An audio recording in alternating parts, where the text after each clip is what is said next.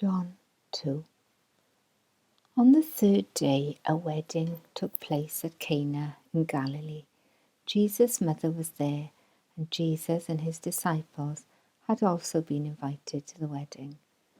When the wine was gone, Jesus' mother said to him, "They have no more wine." "Woman, why do you involve me?" Jesus replied, "My hour has not yet come." His mother said to the servants, "Do whatever he tells you." Nearby stood 6 stone water jars, the kind used by the Jews for ceremonial washing, each holding from 20 to 30 gallons. Jesus said to the servants, "Fill the jars with water," so they filled them to the brim. Then he told them, "Now draw some out and take it to the master of the banquet." They did so, and the master of the banquet tasted the water that had been turned into wine. He did not realize where it had come from, though the servants who had drawn the water knew. Then he called the bridegroom aside and said, "Everyone brings out the choice wine first, and then the cheaper wine after the guests have had too much to drink. But you have saved the best till now."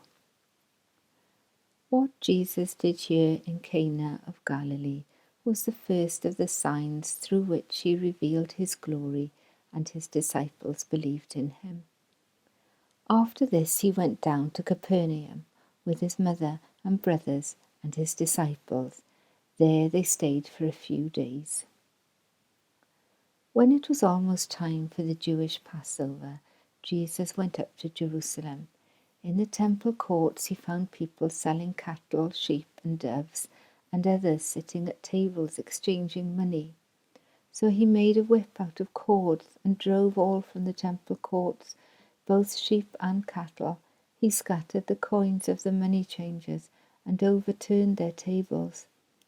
To those who sold doves he said, "Get these out of here, stop turning my Father's house into a market." His disciples remembered that it is written, "Zeal for your house will consume me." The Jews then responded to him, "What sign can you show us to prove your authority to do all this?" Jesus answered them, "Destroy this temple, and I will raise it again in 3 days. They replied, "It has taken 46 years to build this temple, and you are going to raise it in 3 days?" But the temple he had spoken of was his body.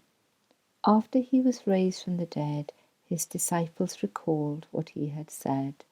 Then they believed the scripture and the words that Jesus had spoken. Now, while he was in Jerusalem at the Passover festival, many people saw the signs he was performing and believed in his name. But Jesus would not entrust himself to them, for he knew all people.